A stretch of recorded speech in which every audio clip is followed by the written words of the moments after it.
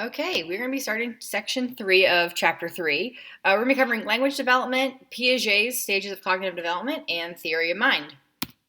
All right, so language development. We briefly mentioned maturation in the last section, and again, that's like tied to the physical and brain development of that individual that allows them to do new skills. So when babies are born, they have a set of basic communication signals, primarily crying, which I'm sure you've heard many times. And that's essentially the basic way that they can communicate right from birth.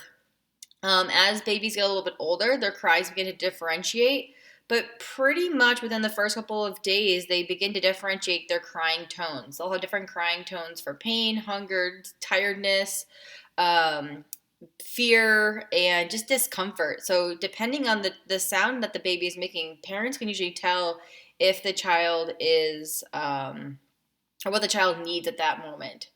Around 6 to 8 weeks, babies begin to coo. It starts off more like a creaking noise. It's like open mouth um, kind of sound that really doesn't have any really tonality to it. But then they begin to use vowel sounds, these open mouth oohs and ahs and things like that.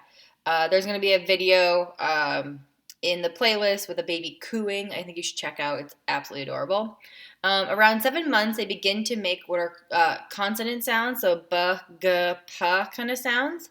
And then after that, after they get those down, they'll do what's called reduplicative babbling, where they'll say the same sound over and over again. So da, da, da, da, da, da, things like that. Now, there's another video with a 7-month-old baby doing that type of reduplicative babbling on the playlist as well, which is so cute. By about 1 year of age, babies begin to respond to words, so no, hi, things like that. And even as young as 4 months of age, they actually already recognize their own name in a stream of speech, which is pretty awesome and pretty complicated. They also begin to address their parents, mama and dada. The thing is that most babies will say dada first, which breaks the hearts of all the mothers who are like, I just carried you in my body for 9 months and I gave birth to you. But it's just because da is an easier sound for babies to make than the ma sound. So da da usually it comes first out of the two. But of course that's individual to the baby, and some babies will say other words first. Bubba for like bottle, or like the dog's name. Those things come up pretty quickly as well. Babies also will communicate in other ways, such as pointing and shared gaze, looking at things, which you saw in the still face video. Around 18 months to 2 years of age, babies have about 100 words, and then they go through what's called the word explosion. And that's when babies can learn anywhere from 5 to 20 new words in a day. It's absolutely incredible how quickly their brains can absorb this new information. And they have a variety of different skills that they use in order to do this. But it's pretty impressive. And I mean, imagine if you could do that in your Spanish class. If you could learn, 10 new words a day, you would be breezing through Spanish. But it's a lot more difficult for us after that word explosion occurs. That's also when, if you say a bad word, a little kid will pick it up and repeat it, and you're like, oh no. They're like little parrots at this age. Also at this age, they begin to use 2-word phrases. These are what's called telegraphic speech. So, give me cookie, or meet up for like pick me up.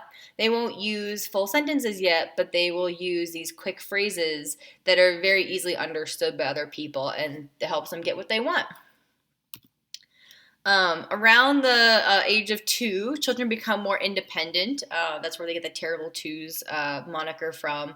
Though from what I've heard, 3-year-olds are worse, call them three-nagers, like teenagers, but 3-year-olds.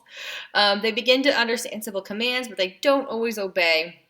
They'll respond with no, or me do it, if mom tries to do something or dad tries to do something with them. At this stage, kids will actually do exactly what they know you don't want them to do, but they're just testing their boundaries and their limitations. By about first grade, children know about 8,000 words, and they use about 4,000. So productive vocabulary is always a little bit smaller than receptive vocabulary. So receptive vocabulary is what you understand the word, or if a word is spoken or read, you understand what it means, but you wouldn't necessarily use that word in your own speech. So if someone asked you to produce that word, you probably wouldn't bring it to mind. but if someone said that word to you, like, oh yeah, I know what that means, and you could define it. And it's hard to test receptive vocabulary. It's tough enough to do productive vocabulary. You could record all the different words that kids say, but what they understand is a lot more difficult. So typically they'll use picture books with a variety of different pictures in it, and then ask the child, like, okay, what is this? And they'll point to, say, a giraffe, and the child has to say giraffe. Now, that's productive vocabulary. If they show a picture of a couple animals, they say, which one's a giraffe, and the child points to the giraffe, that's receptive vocabulary. They understand what that word is, and they can point out the correct animal. So a lot of people, since pretty much the beginning of time, people have been trying to figure out how language develops, especially in children, because they go from, crying at birth to by 1 year of age already speaking. And that's pretty darn fast. That's much quicker than any of us can learn a second language. So there's been a bunch of theoreticians trying to figure this out, and the most notable one is this guy named Noam Chomsky. He believed that humans are biologically predisposed to learn language. We talked about in the last chapter with the brain that the left side of the brain has areas that are specific for speech production and speech understanding, like so reception of speech. So he believed that there's these language modules in our brain. And he also presumes that there's this hereditary component that makes humans ready to learn certain skills, language being a particular one of importance in this case. And that we essentially, the environment is too poor in what it provides for children to learn language in the first year of life. However, he also believed that there was a universal grammar across all languages. So if you were to look at every language that's spoken in the world, that there would be some core features, some core rules that they all follow. And that way, essentially, the language module has these rules written in there, and then the brain, all it has to do is figure out the particulars of that language with the core structure already there. All these ideas have been debunked, and so Noam Chomsky underestimated the flexibility of the brain. As we showed with that girl who had half her brain removed, she actually had the part of the side of the brain that was supposed to control language, but she could speak just fine. And also, he underestimated the richness of the linguistic environment. We talked already how babies get prenatal sound exposure. They hear the intonation patterns of their native language beginning at like 19 weeks gestation. They already understand their mom's voice or recognize their mom's voice. They can pick out mom's voice versus other women's voices pretty much from birth. Babies cry in the intonation pattern that matches their language. And people, anytime they see a baby, they start talking to it. And they talk to the baby like crazy. And they use what we call infant-directed speech, or baby talk to babies. We're going to talk about that a little bit more later. We speak to babies in a particular way that helps them learn language more rapidly. And it helps parse our complicated speech into more simplistic features that allows them to understand it. So the richness of the linguistic environment is actually quite broad. And he also didn't understand how infants were active participants in the linguistic environment. So they have this bidirectional quality when communicating back and forth with their parents and other caregivers and other humans in the environment. As we saw in that still face experiment, the babies kind of go back and forth with mom, and they have this bidirectionality that is really important to shape the linguistic environment. So if a baby wants to know what something is, at like 8 months, they'll point to it, and then mom will label that object, and the baby can learn the name for that object. And parents kind of naturally just do this thing where they talk to their child, and their child will respond with their grunts and coos and babbles, and they go back and forth the entire time. And so it's a much more bidirectional process than what Noam Chomsky actually believed. Now, remember that name. When we get to chapter 8, we're going to be talking about a chimpanzee that was taught basic sign language named Nim Chimpsky, which was a play off of Noam Chomsky's name. So early communication, so based on social exchanges, which we talked about a little bit already. So even if they're one-sided, so the parent just talking to the baby, it helps to keep the baby's attention and arousal level up. They're going to be paying attention. Games like peekaboo kind of are the beginning of this bidirectionality. So parents play, they hide their face and then they peek out and they wait for the child to laugh, and then they cover their face up after the child calms down. They do it over and over again. It's that bidirectionality. Babies already begin to understand contingent social interactions that, mom will say something and they'll make a noise, and then mom will say something else and then they'll make another noise. And they use early signals. They use behavior such as touching, vocalizing, gazing, smiling, and other nonverbal interaction and turn taking to begin to understand the rules of speech, which are called pragmatics. But understanding, okay, I do this and then you do that. And so parents will understand, or babies will begin to point to things. They understand that that's going to make the parent label that object, or they'll touch something, or they'll gaze in a certain direction, and parents will talk to them about what they're looking at. It's very rich, and a lot of people don't recognize how important those little interactions are, but they really help begin to facilitate the language learning process. Okay, so this is kind of a complicated topic, perceptual narrowing, but there's a video called Infant Language Discrimination in the playlist. I really need you to watch that. It is really important. This is a really interesting topic. So give me a few minutes and I'll kind of break this down. So phonemes, they're the smallest parts of verbal speech. So ga, bo, re, like these little sounds that we make are the phonemes that make up our language. So the word baby has two phonemes, bay and b. If I say pretty, it's pretty. Those are two phonemes. It's kind of like the syllables, but broken down a little bit more. So phonemes make up the words that we use. And each language has its own set of phonemes. And so in English, we have, I think it's like about 100 phonemes. Other languages have 150 phonemes. Some languages only have like 45 phonemes. And so most of the time we use a lot of the same phonemes, but if we have 100, another language only has 50, there's 50 phonemes that we use that other language doesn't use. So what happens to the listener of the other language when they hear our phonemes? What's going on is they don't have the same recognition of that phoneme because they don't have experience with that. Now, the really cool thing is that babies, when they're born, they can be born anywhere in the world, and they have the capacity to learn any language system that they get experience with. So I speak English, my parents speak English, and had I been, I was born in Wisconsin, and I was exposed to English, so I learned English. But had I been born into China, I could have learned Mandarin. I could have been born in Russia and learned Russian. And there's nothing special about my brain that set me up to learn English. Even though my parents are English speakers, our brains are so flexible that when we're born, we can learn any language system.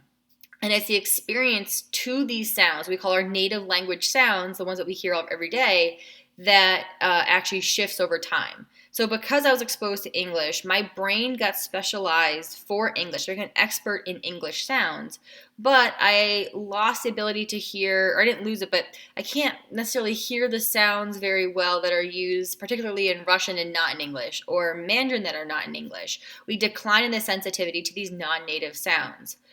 So for an example, in English, if I say the word ban and I say the word van, those are two different words.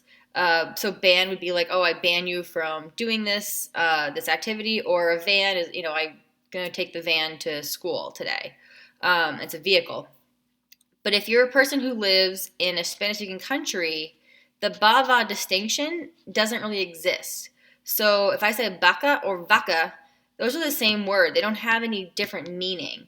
And it's kind of like they get blended somewhere in between that ba-va sound. So native Spanish speakers can't hear that sound very well, but that doesn't actually happen from birth. It takes several months of experience for the baby's brain to kind of organize itself to its native language of Spanish, and then it's like, okay, we're not going to need that distinction anymore, so we're just going to kind of ignore that and kind of prune that away a little bit. And so that ba-va distinction becomes very difficult to hear. And there's sounds in other languages that we English speakers can't hear. And it's really amazing. There's a da, da, ta retroflexive in Hindi that we can't hear. And then in the video, if you watch this infant speech discrimination video, you're going to hear this ka sound that is present in this Inuit language that we can't hear. And it's pretty neat. And you'll also see a really cool head turn procedure that's used for some infant testing experiments, which is pretty neat. This doesn't just happen in language, though. The same thing happens with different race faces. We decline in our ability to perceive differences between individuals of other race faces as we get older. Usually around 1 year of age is when this narrowing occurs. It also seems to happen with music patterns. So in English, if you play an instrument or you've learned anything about music, we have time signatures in music. So like 4/4 means there's 4 beats per each measure. So 1, 2, 3, 4, 1, 2, 3, 4 is a really common time signature. We also have 3/3. So 1, 2, 3, 1, 2, 3, 1, 2, 3, 1, 2, 3. There's some other ones that we use for marches and things like that. That's a 6/8 time signature.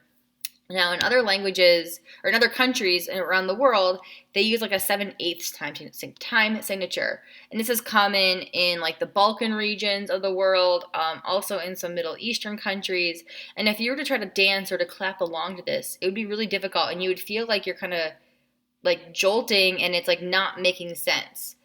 And that's because we're exposed to Western music, Western time signatures. But these other time signatures, people who grow up with this music don't have a problem with it. They can dance and clap along to it without a problem. That their brain like understands this music rhythm.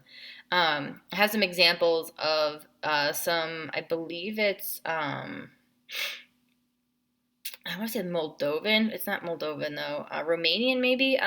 Music that you should check out. There's like 2 or 3 songs in there. They have some strange names, but listen to it and like try to clap along or like tap your foot to the beat, and you'll see it kind of like it's jolting. So it's pretty neat to hear and see how we as Americans are kind of and English speakers and like Western music listeners, we're kind of blind to some of the things that are going on in the environment. It's pretty interesting. So parentese is what the book calls it. We in the research field call it infant-directed speech, but it's probably better known as baby talk.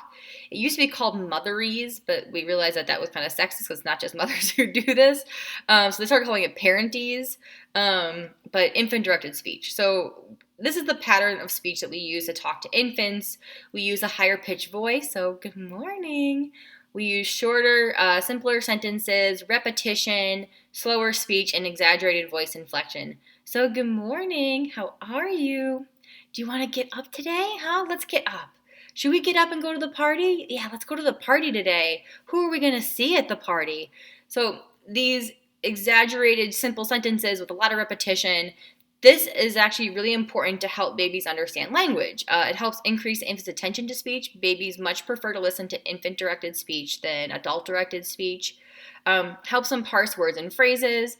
The tone relays a whole part of the message. So if you go, no, or, oh, poor baby, or, how you doing, huh? These different intonations actually change, or it makes it easier for the infant to recognize what's going on. Same thing happens when we talk to our pets. If you have like a dog or something, or a cat, you probably talk to it in some sort of like puppy-directed speech that simplifies the speech, and they can understand what you're trying to say just from the intonation. And we generally will naturally adjust the infant-directed speech to the age and the abilities of the child. If you talk to a 3-year-old the same way you would talk to an infant, they're going to look at you like you're crazy. So we change the phrasing and like the intonation pattern and then listen to the degree of infant-directed speech to the age of that child. If you talk to a 3 or 4-year-old like they're an infant, they're going to look at you and be like, what are you doing? I'm a big girl. Like, knock it off. And they're going to talk to you in like the same pattern like you are slow. And so it naturally changes and adjusts to the child as long as the person is like kind of aware of essentially age and developmental differences in children. It is culturally universal. It's something that people in all places around the world actually use some sort of infant-directed speech, which is pretty neat. There was this big, like, don't talk to baby talk move, or don't talk to your baby and baby talk movement that happened. Some blogger online started writing about how terrible it was to talk to your baby and baby talk. It was going to stunt their language development. It was going to make your baby dumber. That's actually false. That's the exact opposite. Baby talk actually helps babies learn language. So if anyone ever tells you that, and be like, nope, the research shows that baby talk is actually beneficial, and tell them to go check their sources, because that's actually a very big misnomer that we hear in the field. So cognitive development. So how do babies think? Cognitive or cognition means essentially like the process of thinking and recognizing different things in your environment and solving problems. Now, babies, we've talked about essentially their reflexes, and we can use those reflexes to measure their learning. But how do kids go from, like, goofy, blobby babies to, thinking, tough, logical teenagers? And that's a big process to happen in just a matter of a couple years.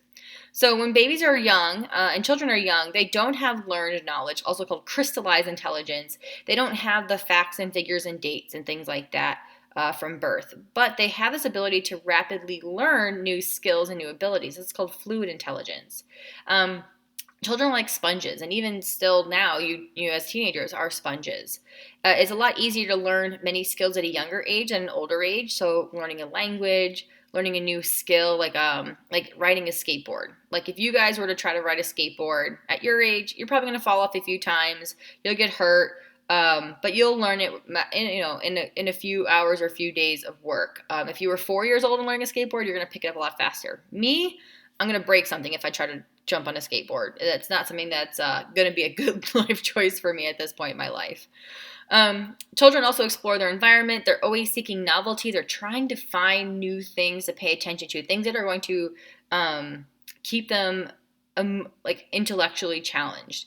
And babies will mimic facial expressions. They prefer eye contact. They're really looking for information pretty much from the get-go, and even through adolescence and adulthood. So there was this guy, his name is Jean Piaget. That's how you say that, Jean Piaget. I think he was French, at least a French pronunciation of his name. He was around at the beginning of the 20th century, and he was really a unique guy. He was the first to recognize that children are actors in their environments. He actually called them little scientists. He believed that children act in logical, reasonable ways, and they are exploring their environment, and they want to find out more information, and that they play a role in the environment's interaction with them. He also understood that their thinking was less abstract than adults. So some people thought that little kids had the same logical abilities as adults, or that at a certain age, everything would just click into place and everything was good to go. But he realized that this was an emergent process, something that took some time. So he understood that children base things that they could see and touch, that they're thinking on things that they could see and touch, and they made fewer generalizations, had fewer categories and basic principles than adults do. And this was very revolutionary. He also believed that children mature through distinct stages, and he believed that children had to solve various thought problems in order to move on to the next stage. So he's what we call a stage theorist, and that means that children's cognitive abilities move up kind of like they're going up a set of stairs. So one day they're on stair 1, and then their brains figure something out and they go to the next stage, and then their brains figure out something else and they go to the next stage. Some people believe it just kind of comes on gradually. Piaget was a stage theorist, so it had to go 1 to 1 to 1. It probably is more like waves. There's periods of time where there is very rapid cognitive developmental growth, and then other times where things are just kind of maintaining the status quo. Maybe the body is developing instead of the brain so directly. So there's probably periods of rapid development where it kind of slows down for a period of time, and then more rapid development. And he was actually unique in the fact that he watched his own children and grandchildren develop, and he played a really active role in their developmental process, which for the 1920s was pretty rare. He was very active in his children's lives and his grandchildren's lives, and he came up with his theories by watching his own children. So small sample size, but very in depth. He believed that children go through a dual process when they're learning new information, and this dual process is called assimilation versus accommodation. So, assimilation is the application of existing mental patterns to new situations, and these new situations are melded with what we call existing mental schemas. So, the word schema essentially means to have a plan or a category or a script in place. So, we're going to talk about the category of cat. So imagine you're a little child who's like 3 years old and you have a cat at home, and then you're out for a walk with your parents and you see another cat. Maybe your cat is orange and that cat is black. So now you've adapted the image of a black cat to the overall concept of what you know a cat to be. They can be black, they can be orange, maybe they're other colors as well. So you've essentially broadened your existing mental schema, that pattern. That's assimilation. Accommodation is modifying existing mental patterns to fit the new demands. So the mental schemas are changed to adapt to new information. So child has a cat at home. They go for a walk and they see a dog and they go, "Oh, look at that cat." And mom's like, "No, that's not a cat. That's a dog." And they have to create this new idea of what is a dog and what is a cat and how to kind of separate those two things in their mind. So we're going to talk about the stages that Piaget outlined in his cognitive developmental sequence. And the first stage is called the sensory motor stage. He believed this lasted from birth until about 2 years of age. There's a little bit of flexibility in the ages, though it depends on the child. The name sensory motor comes from the fact that sensory input and motor responses have to become coordinated in this stage. So sensory input as in like child will see something and their motor responses to like pick it up and grab it become coordinated. He believed that early on, children could not create internal representations such as mental images. So what he would do is he would show a child a toy and he'd cover up with a pillow or a blanket and look to see if the child reached for it. Now, if the child would search for that toy, would reach out and like pull off the blanket to get the toy, then they would have represented the fact that that toy still existed. But if they didn't, he believed that the child couldn't have a mental representation that the toy still existed, so therefore, like they're not going to look for it because they don't even believe it's there. By about 8 months, he saw that infants began to search for hidden objects. Now, we know today that their physical control of their body lags behind their mental abilities. We can test to see that babies actually represent objects at a much earlier age, probably even as young as like 2 to 3 months. But this was like one of Piaget's first kind of outlines. This is called object permanence. This is the understanding that objects and people continue to exist if they're out of sight. He also believed that this kind of gives a rise to that separation anxiety, that before 8 months, if a parent leaves the room, the kid's like, "Oh, well, they don't exist, no big deal." But once they have a mental representation, they're like, "Where did mom go?" And if that happens at 8 months, and separation anxiety does begin around 8 months, the child now realizes that, "Oh man, like they're not here and they're supposed to be here and I remember them and where'd they go?" So there's a fun little cartoon here. Another test that they do is they have an object that goes behind like an occluder or screen, and if the child like will look for it to come out on the other side, that means that they represented the object and its movement, and they can coordinate those two things together. The next stage is called the pre-operational stage. This is from 2 to 7 years of age. It's a big stage. In the pre-operational stage, children begin to use language in a meaningful way, and they'll begin to think symbolically. And we say think symbolically, meaning that they can understand letters and numbers, words, have meaning, things like that. But they still remain highly intuitive, so they're just going to go with their gut, and they're very egocentric in their thought. So egocentrism is thought that is self-centered and fails to consider other viewpoints. So little kids like will stand right in front of you when you're watching TV, and they don't understand why you can't see the TV because they can see the TV. Or if they're playing hide and go seek, they'll cover their eyes thinking that, okay, because I can't see you, you can't see me. Or like they'll hide behind a curtain that like only like stops at their waist and their feet are hanging out. That's part of that egocentrism. Like they can't take another person's perspective in any way, shape, or form. They also can't mentally rotate or transform images. They can't imagine a room from a different perspective. So if I said, okay, so-and-so is closest to me in front of me. So say like John is in front of me and he's the closest person to me. If you're sitting in the back of the room, who's the closest person to you? Or how far away is John? Or like like who would be the furthest away from me. They can't like rotate and put themselves into my view at this age. They're too intuitive. Intuitive thought, again, makes little or no use of reasoning or logic. They look at the things that are in front of them and they don't understand anything else. They're really bad liars at this age. It's actually really funny. I have a couple videos of like kids trying to lie to their parents. There's one where two little boys are covered in butter, and you should watch that. It's pretty funny. The little boy tries to give the explanation. He's like, his little brother is covered in butter, like his entire hair is like caked in butter. He's got butter all over his hands. His mom's like, "Why do you have butter on your hands?" And he's like saying, "Oh, my little brother, like he's got the butter." And she's like, "Yeah, but it's on your hand." She's like, "Oh, we were making pancakes." It's like, nice try, child. You're in the bathroom playing with a tub of butter. That's not going to work out very well. So they can't lie at this age. And they also learn what's called conservation.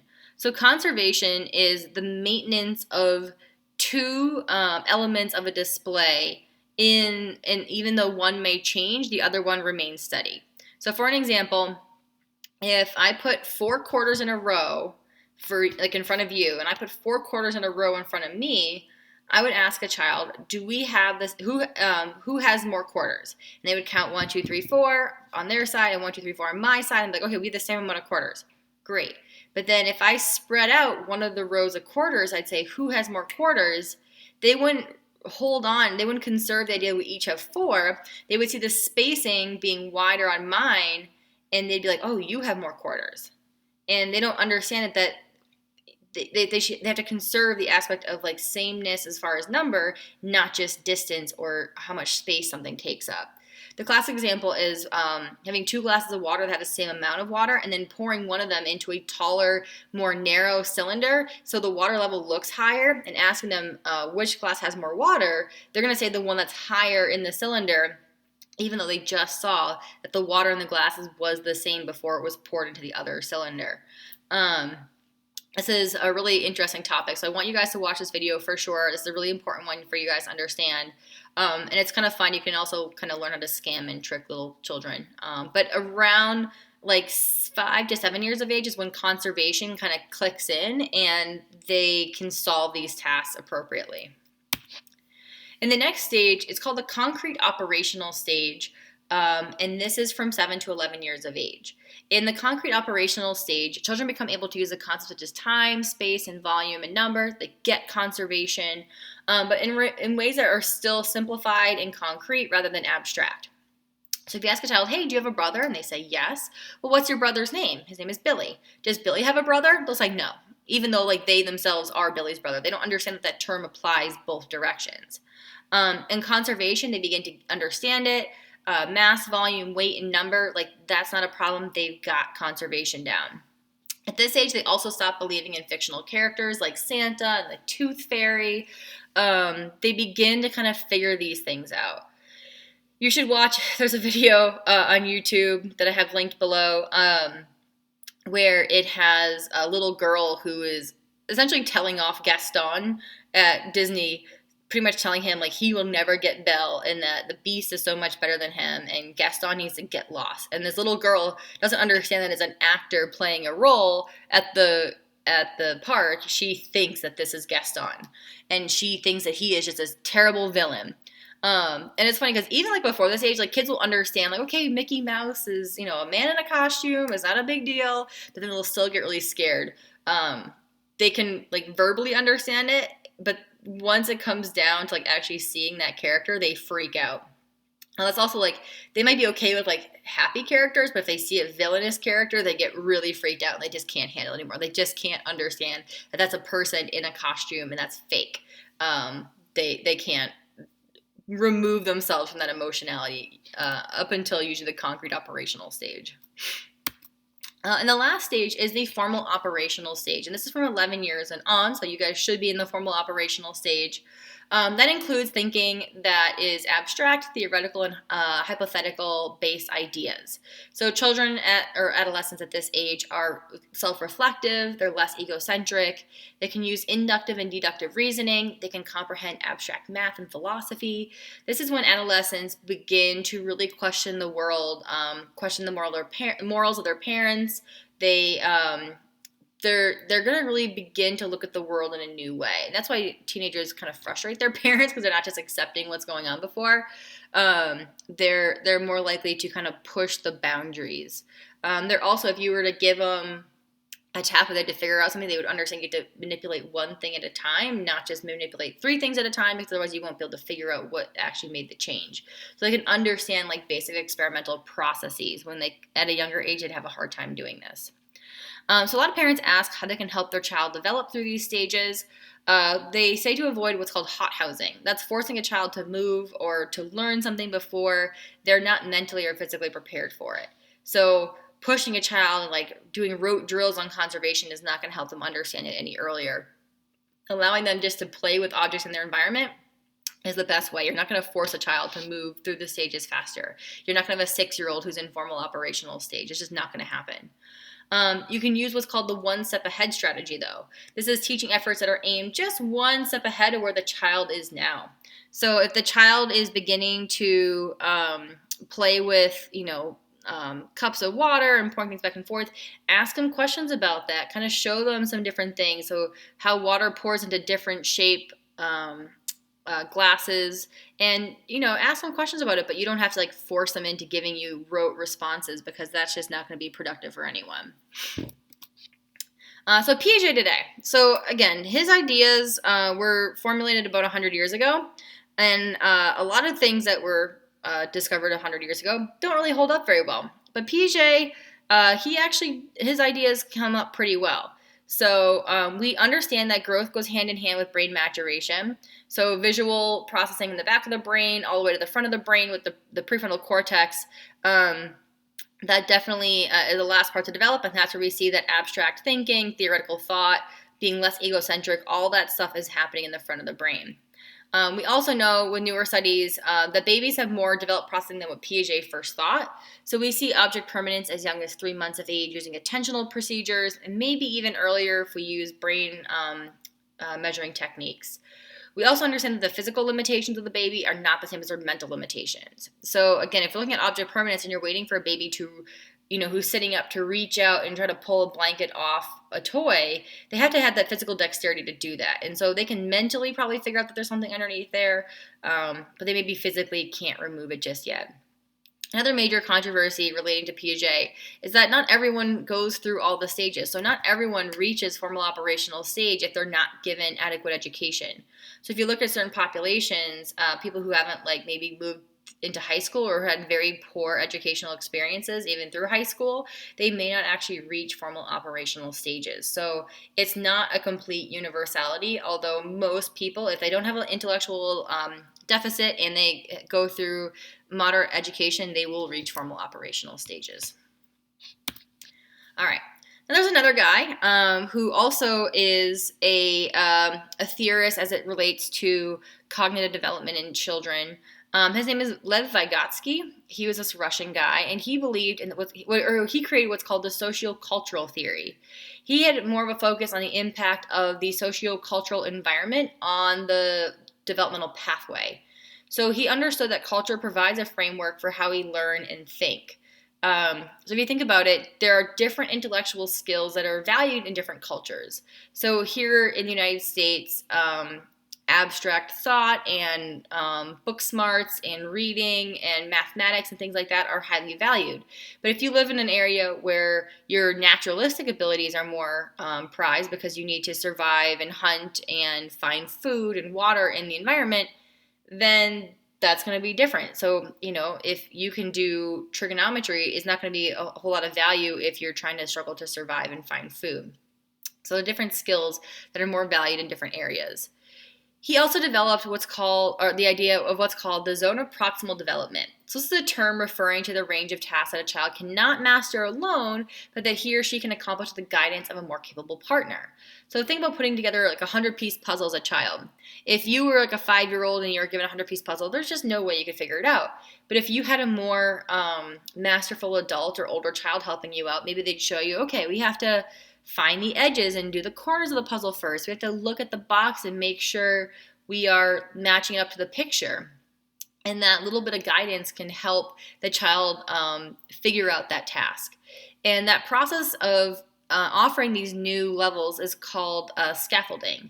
This is the process of adjusting instruction so that's responsive to a beginner's behavior and supports the beginner's efforts to understand the problem and gain a mental skill. And then it's readjusted as the child begins to gain that skill. So it's kind of like what Miss Del Monte probably does in math, where she'll show you a problem, she'll walk you through it step by step, and then she'll, remind you, okay, the next time it's like, okay, step 1 is this, and then you watch you do that, and then step 2 is this, and watch you do step 2, and then step 3 is this, and watch you do step 3, and then again, more hands-off, letting you walk through the problem on your own, and then giving you more practice, and then only kind of course correcting if necessary. The zone of proximal development and scaffolding are very similar to that one step ahead strategy that we saw with Piaget. And together, these kind of inform a lot of the educational psychology theory. So a lot of teachers who've gone through education programs learn a lot about Vygotsky's theory, especially as it relates to the zone of proximal development. In the book, there's a whole section on Erik Erikson's psychosocial theory. It's an excellent theory, but we just don't have time to cover it in this class. And if you ever take a developmental psychology course, you're going to get all into that. It is excellent, but for our purposes, Piaget and Vygotsky are more pertinent to what we need. All right, theory of mind. So theory of mind kind of relates to Piaget because this relates back to the egocentric thought. So having a theory of mind, which you hopefully all have at this age, is the understanding that people have mental states such as beliefs, thoughts, and intentions that are different from one's own. This is like that basic mind reading that we can all do. So if I see you, doing something kind of strange, a little shady, I might be able to kind of intuit that you're trying to lie or cheat or do something maybe you shouldn't be doing. And that's like that mind reading. So if you ever have tried to lie to your parents and you were an effective liar, you were able to essentially read their mind. You knew what they knew, and you had new information that you were trying to hide from them, and you had to give them enough information that they wouldn't be suspect. And it's a process that takes some time. Little kids learning how to lie is actually really funny because they do it so poorly at first, and they have a variety of tells. I've even heard of some people who've told their kids that, whenever you lie, there's a red dot that comes up in the center of your forehead, and so that's how I know you're lying. And of course, the little kids aren't going to check that in the mirror. They'll believe their parents, but then the next time the kid lies, they'll hold their hand over their forehead. So even if the parent believed what they were saying, the fact they were holding their hand over their forehead to block the red dot that doesn't exist, then you can definitely tell that they're lying. So they're trying to remove the knowledge that their parents may have, but in doing so, give themselves away. So I want you to watch, there's a really great video on the false belief task. Check that out. There's also, I think in that is the Sally Ann task, and this is how they actually test this with children. So the false belief task, just briefly, is they show a child a box. Let's say a box, it's a crayon box, and every little kid knows what crayons are. So you show them and say, what do you think is in this box? And they'll say, oh, I think it's crayons. And you open it up, you dump it out, and it's actually like birthday candles in there. And the kid's like, oh my goodness, there's birthday candles in there. Now you put the candles back in the box and you say, okay, before you came in here today, or before I showed you the candles, what did you think was in the box? And us adults were like, oh, I thought it was crayons. Like, no big deal. Even like 6-year-olds, I thought it was crayons. But like 4-year-olds would be like, oh, I always knew it was candles. Maybe you say, okay, your mom who's not in the room, if she came in here, what is she going to think is in the box? And they'll say, oh, she's going to think it's candles. Again, they don't understand that their belief and their knowledge is different than what their mom or someone else may have access to. There's also the Sally Ann task, where would a child look that they hid something even though it was moved. They didn't know it was moved. Check that out. It's a really interesting thing. Now, other animals, most of them don't have theory of mind. There's some evidence that chimpanzees have theory of mind, possibly elephants and dolphins, but most other ones don't. And it's a really interesting area of study. Now, I have a story about my dogs where I believe they have theory of mind. So for an example, this is the story. So I have 2 dogs. I have Brutus and Peanut, and they're sleeping behind me as I record this. We had just gotten them this new little toy. It was a blue bone that was really squeaky, and of course, the louder the toy, the more they love it. And they were both playing with it, going back and forth. But Peanut got the toy, and he didn't want to give it to Brutus. So Peanut was holding the toy, and he was squeaking it and walking around the house, and Brutus was like following him around, crying and barking at him, trying to get the toy. So Peanut went from our living room, and he went, we were sitting at the dining room table eating dinner, and he goes into our bedroom, and he sits down, and he puts the bone under his chin and like under the corner of the bed, like, I'm not moving, this is my toy, you can't have it. And Brutus comes up, and he's whining and crying, he's like dancing around the corner of the bed, trying to like get Peanut to give it to him, and all of a sudden he stops, and he runs to the front door, and he starts barking his head off at the front door. Now, we're like, we didn't hear anything. What the heck? What is he barking at? Peanut drops the toy, runs out, goes to the front door, barking his head off. Brutus turns right around, goes back under the bed, grabs the toy, and like starts squeaking it, like tossing his head back and forth, like, I got your toy, I won. So what Brutus did was he ran to the door, essentially pretending that there was someone out there that he had to, bark at. So Peanut was like, oh my God, there's something out there. So, and Brutus knew that Peanut didn't have access to that same information because he was closer to the door. So Peanut, when he left, Brutus was able to turn around and go grab the toy. So he tricked him. He lied to Peanut, which is pretty sophisticated. And there's no, experimental evidence that dogs have theory of mind, but I have some anecdotal evidence. So it's pretty exciting for me when that happened. Relating to theory of mind is mirror self-recognition. So if you look in the mirror, you should be able to recognize that is your reflection looking back at you. But most animals and young children, they don't actually recognize themselves in the mirror. It's not until about 18 months of age that children will look in a mirror and go, oh, that's me. And they test this with what's called the rouge task. So rouge is like an old stage makeup name for like lipstick and blush and things like that.